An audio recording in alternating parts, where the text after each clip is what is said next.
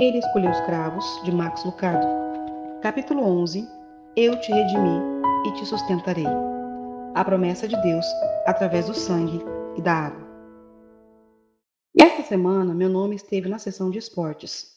Era necessário procurar muito, mas estava lá, no meio do jornal, na parte inferior da página, na matéria sobre o início do torneio de golfe do Texas. Ali estava meu nome, com todas as letras. Era a primeira vez para mim. Meu nome já havia aparecido em outras partes do jornal por vários motivos, alguns pelos quais me orgulho, outros não. Mas esta era a minha primeira vez na seção de esportes. Passaram-se 40 anos, mas finalmente consegui.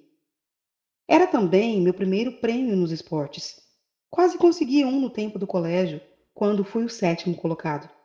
Mas apenas os 6 primeiros foram premiados, então perdi. Recebi alguns outros prêmios ao longo do caminho, mas nenhuma sobre esportes. Até ontem. Meu primeiro prêmio em esportes. Eis o que aconteceu. Meu amigo Bud é o diretor do clube de golfe, a sede do campeonato do Texas.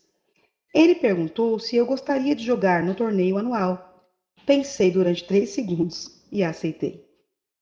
O formato do campeonato é simples. Cada time é composto por um profissional e 4 amadores. A baixa pontuação dos amadores é registrada. Em outras palavras, até quando eu errava a atacada, caso um dos meus parceiros acertassem, eu acertava. E foi exatamente isso o que aconteceu. Vejamos 17 dos 18 buracos. Imagine a alegria de um jogo como este. Vejamos uma jogada típica onde minha participação foi muito menos significativa do que a de Bud ou de outros dentre nós. Adivinhe qual ponto foi registrado? O do que fez melhor jogada. A atacada ruim de Max foi esquecida e a de Bud lembrada. Dá para se acostumar com isso. Eu levei o crédito pelo bom trabalho de outra pessoa, simplesmente pela virtude de fazer parte do seu time. Não foi isso que Cristo fez por nós? O que meu time fez por mim no domingo, o Senhor faz por você todos os dias da semana. Devido à atuação dele, o seu dia é fechado com um placar perfeito. Não importa se as suas tacadas, ao invés de acertar os buracos, foram parar no meio das árvores ou dentro da água. O que importa é que você apareceu para jogar e juntou-se ao grupo certo.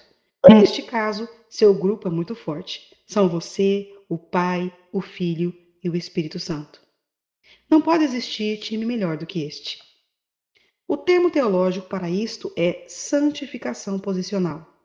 Definição simples: você recebe um valor não pelo que faz, mas pelas pessoas que estão com você. Uma segunda palavra foi ilustrada naquele jogo de golfe. Que tipo de mente é esta? Encontrando teologia em um jogo de golfe? Não apenas vemos o quadro da santificação posicional, como também um retrato claro da santificação progressiva. Lembre-se da minha contribuição? Acertei um dentre 8 buracos. Quer saber quando acertei? No último buraco. Embora tendo oferecido tão pouco, melhorei a cada tacada. Bud continuou a dar-me dicas e ser paciente até que finalmente dei minha contribuição. Melhorei progressivamente. O prêmio foi dado por causa do ponto de Bud. A melhora aconteceu devido à ajuda de Bud. A santificação posicional é obtida através do trabalho de Cristo por nós. A santificação progressiva é obtida através do trabalho de Cristo em nós. Ambos são dons, porque com uma só oblação aperfeiçoou para sempre os que são santificados. Hebreus 10, 14. Percebe a combinação das palavras? Aperfeiçoou, santificação posicional. Os que são santificados, santificação progressiva. Santificação posicional e progressiva. O trabalho de Deus para nós e por nós. Negligencie o primeiro e o medo crescerá. Negligencie o segundo e ficará preguiçoso. Ambos são essenciais e vistos misturados à sujeira ao pé da cruz de Cristo. Examinemos cada uma delas cuidadosamente. O trabalho de Deus por nós. Preste atenção à passagem. Contudo, um dos soldados lhe furou o lado com uma lança, e logo saiu sangue e água. João 19:34. Mesmo um estudante informal das Escrituras nota a ligação entre sangue e a misericórdia. Voltando ao tempo do filho de Adão, os adoradores sabiam que sem derramamento de sangue não há remissão. Hebreus 9, 22. Como Abel sabia esta verdade, ninguém consegue adivinhar, mas de alguma forma ele sabia oferecer mais do que orações e sementes. Ele sabia oferecer vida. Ele sabia como derramar mais do que o seu coração e seus desejos. Ele sabia derramar sangue. Com o campo como templo e o chão como altar, Abel tornou-se o primeiro a fazer o que milhares e milhões viriam a imitar. Ele ofereceu o sacrifício de sangue pelos pecados.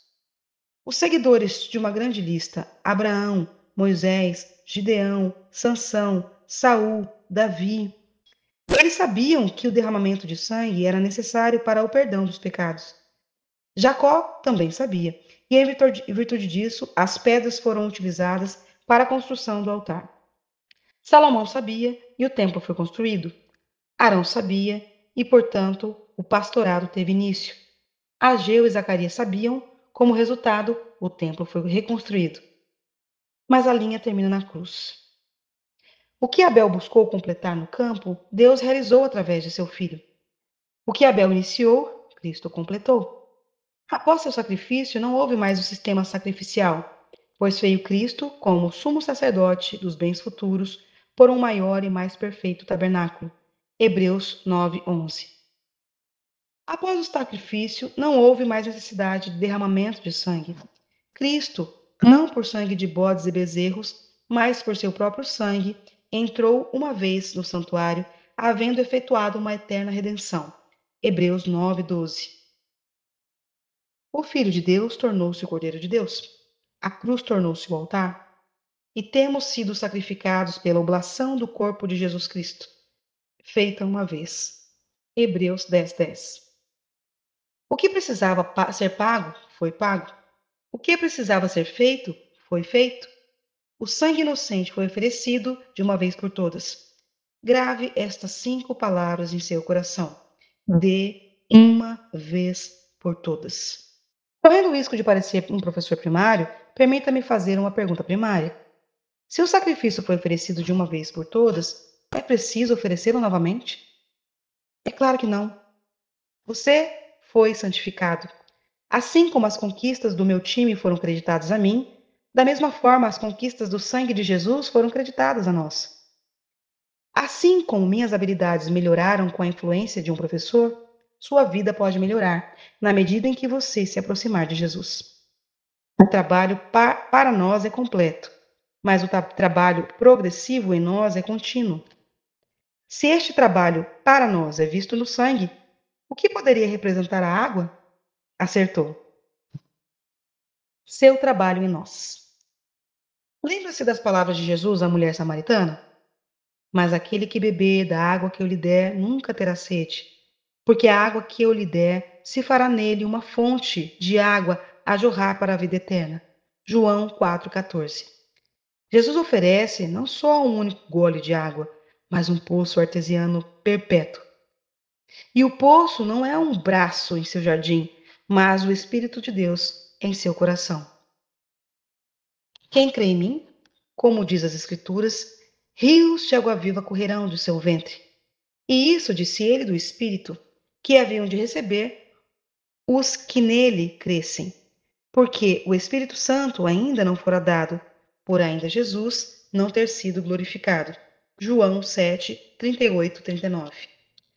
A água, neste versículo, é um quadro do Espírito de Deus trabalhando em nós. Ele não está trabalhando para nos salvar. Saiba que este trabalho já foi feito. Eis como Paulo expressou isto.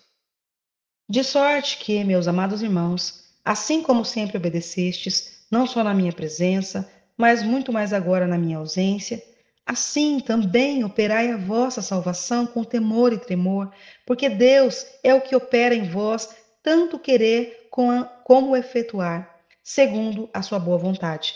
Filipenses 2, 12, 13. ênfase minha. Como resultado da salvação, o trabalho do sangue, o que fazemos? Obedecemos a Deus com profunda reverência e evitamos o que possa desagradar-lhe. Na prática, amamos nosso vizinho e evitamos a fofoca. Evitamos a sonegação de impostos, a mentira para com o cônjuge e fazemos o possível para amar as pessoas difíceis de serem amadas. Será que realmente fazemos isto com a finalidade de sermos salvos? Não. Há boas obras que são resultadas da salvação. No casamento ocorre uma dinâmica similar. Ficam o noivo e a noiva mais casados do que no dia em que se casaram? Os votos são feitos e a certidão assinada. Poderiam eles ficar mais casados do que isto? Talvez sim. Imagine os 15 anos depois. 4 filhos, umas 3 mudanças e muitos tormentos e vitórias. Após meio século de casamento, eles terminam as frases um do outro e escolhem os pratos um do outro. Eles até mesmo começam a ficar parecidos após um tempo, um pensamento que preocupa Denali profundamente. Não estariam eles mais casados em seu 50º aniversário do que no dia do seu casamento? Pensando por outro ângulo, como seriam eles? A certidão de casamento ainda nem envelheceu. Tecnicamente, eles não são mais unidos do que eram no dia em que deixaram o altar, mas no relacionamento ambos são completamente diferentes. O casamento é tanto um negócio fechado quanto um desenvolvimento diário, algo que você fez e ainda faz. O mesmo acontece com a nossa caminhada com Deus. Você pode ser mais salvo do que era no dia em que foi salvo? Não. Mas uma pessoa pode crescer na salvação, certamente. Isto, assim como o casamento, é um negócio fechado e um desenvolvimento diário. O sangue é o sacrifício de Deus por nós. A água é o Espírito de Deus em nós. E precisamos de ambos. João tem uma preocupação muito grande em que saibamos disso. Não é suficiente saber o que foi revelado, precisamos saber como foi feito. Contudo, um dos soldados lhe furou o lado com uma lança e logo saiu sangue e água. João 19:34. João não enfatiza um ou outro, mas há, como sabemos, alguns aceitam o sangue, mas esquecem a água. Eles querem ser salvos, mas não transformados. Outros aceitam a água, mas esquecem o sangue. Eles estão ocupados para Cristo, mas nunca têm paz em Cristo. E quanto a você? Você tem tendência para um ou outro caminho? Você se sente tão salvo que nunca serve? Está tão alegre com a pontuação do seu time que nem quer sair do carrinho de golfe? Se esta é a sua situação, permita-me perguntar: por que Deus o mantém na estrada? Por que ele não o arrebatou no momento em que o salvou? O fato é, você e eu estamos aqui por um motivo. E este motivo é glorificar a Deus em nossa vida. Ou a nossa tendência é fazer o oposto. Talvez você o siga por medo de perder a salvação. Quem sabe falte confiança em seu time. Você teme que haja um cartão secreto no qual seus pontos sejam registrados. Esta é a sua situação? Em caso afirmativo, saiba disto: o sangue de Jesus é suficiente para salvar você. Grave em seu coração as palavras de João Batista: Jesus é o Cordeiro de Deus que tira o pecado do mundo. João 1:29. O sangue de Jesus não encobre, oculta, ameniza ou adia nossos pecados. Ele tira nossos pecados, definitivamente. Jesus permite que nossos enganos sejam perdidos em sua perfeição. Enquanto nós, os 4 jogadores de golfe, estávamos posicionados para receber o prêmio, os únicos que conheciam a pobreza das minhas jogadas eram os meus colegas de time, e eles não contaram. Quando você e eu estivermos no céu para receber nosso prêmio, apenas um conhecerá todos os nossos pecados, mas ele não nos envergonhará, pois ele já os perdoou. Então, aproveite o jogo, meu amigo. Seu prêmio é certo, mas você precisará pedir alguma ajuda ao seu professor durante as jogadas.